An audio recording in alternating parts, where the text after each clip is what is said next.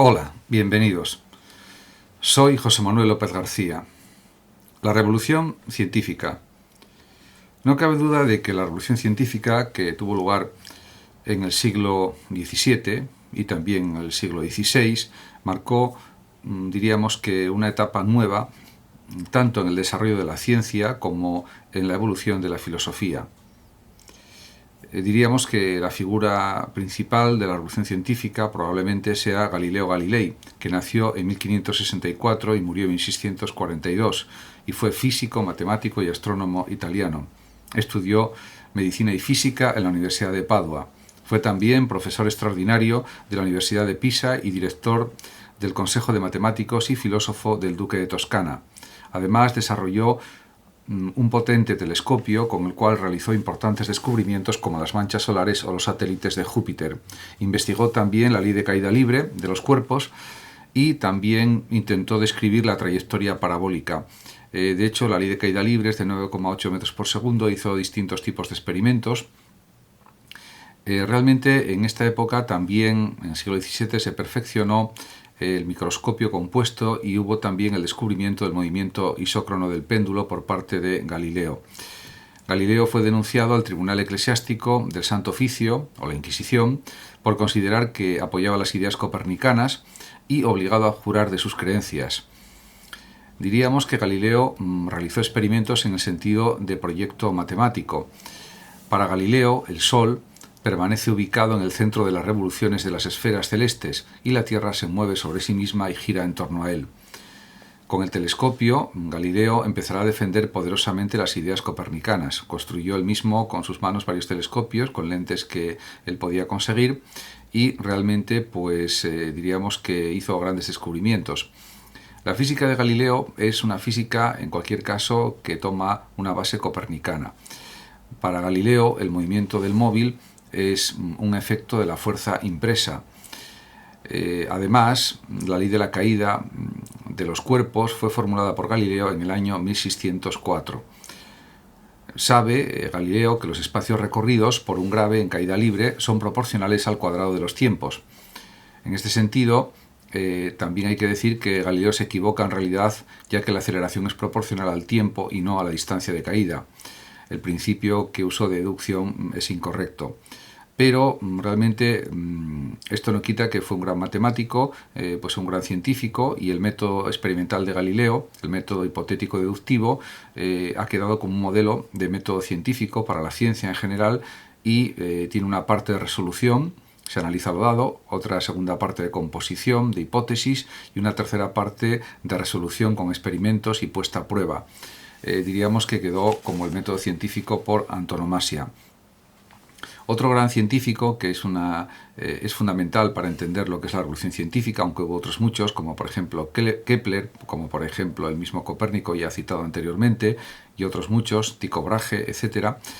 Robert Hooke, por ejemplo, que fue otro gran, diríamos, matemático, filósofo, inventor, y que fue coetáneo de Newton. Pues diríamos que la figura principal del siglo XVII a nivel de matemática, de física, no cabe duda de que fue Isaac Newton, que nació el mismo año en que murió Galileo, en 1642, y murió en 1727, y fue físico y matemático. No cabe duda de que fue el científico que llevó a su culminación la revolución científica y gracias a su sistema se configuró lo que se denomina física clásica. Las obras más importantes de Newton, como se sabe, son Principios matemáticos de filosofía natural del año 1687 y La óptica también, que es otra obra fundamental de Newton.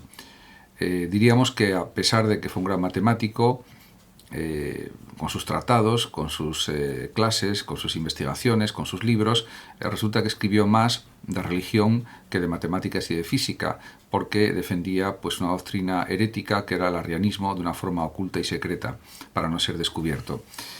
De todas maneras, el modelo de pensamiento, de ciencia, de filosofía del propio Newton es un empirismo que está fuertemente unido al pensamiento matemático. El propio Newton reconoce que se ha subido a hombres de gigantes para llegar a conocer nuevas cosas del mundo, la ley de la gravedad y otra serie de descubrimientos matemáticos y físicos, por ejemplo el cálculo infinitesimal que descubrió antes que Leibniz, aunque la notación de Leibniz era más fácil de usar que la de Newton. Y para Newton, además, la geometría nace de la mecánica y sin ella no tiene sentido. Además, las leyes de la naturaleza describen, según Newton, el reino de la necesidad. Se da, por tanto, un determinismo total. Al comienzo del capítulo 3 de los Principia, Newton establece 4 reglas de razonamiento filosófico. Regla 1. Para explicar la naturaleza debemos utilizar siempre causas sencillas. Regla 2. Las cualidades de los cuerpos son cualidades universales de todos los cuerpos. Regla 3. Las características más importantes de los objetos son extensión, dureza, impenetrabilidad y movimiento. Y regla 4. Las proposiciones inferidas por inducción son consideradas como verdaderas.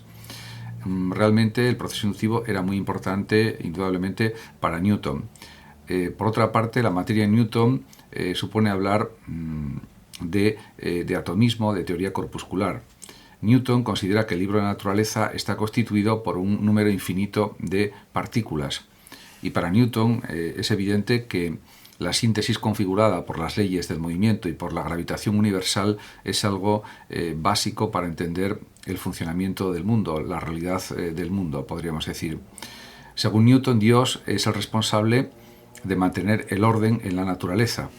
Y en cuanto a las leyes de la mecánica, Newton enuncia las 3 leyes de la mecánica, que son inercia, igualdad de la fuerza con el producto de la masa por la aceleración, y de la ley de acción y reacción. En cuanto a la gravitación, considera que es una fuerza que vincula a la Luna con la Tierra y a la Tierra con el Sol, las mareas y el movimiento de los planetas. Hubo una cuestión en que Newton se equivocó, por ejemplo, que es en la referida a que rellena el espacio con éter para reducir las fuerzas a distancia a fuerzas por contacto. Era una explicación de tipo más hipotético, pero él consideraba que era la adecuada para explicar que las fuerzas a distancia eran realmente por contacto, y el éter le servía como un elemento fundamental para que su explicación fuera sólida. Lo que sucede es que eso pues no es real y no es algo que se haya descubierto posteriormente con la astronomía y con la física y con la astrofísica. Muchas gracias a todos por su atención. Saludos a los oyentes de Radio Sofando de México, y por último decir que el que lo desee puede compartir este vídeo o simplemente suscribirse a mi canal. Hasta siempre.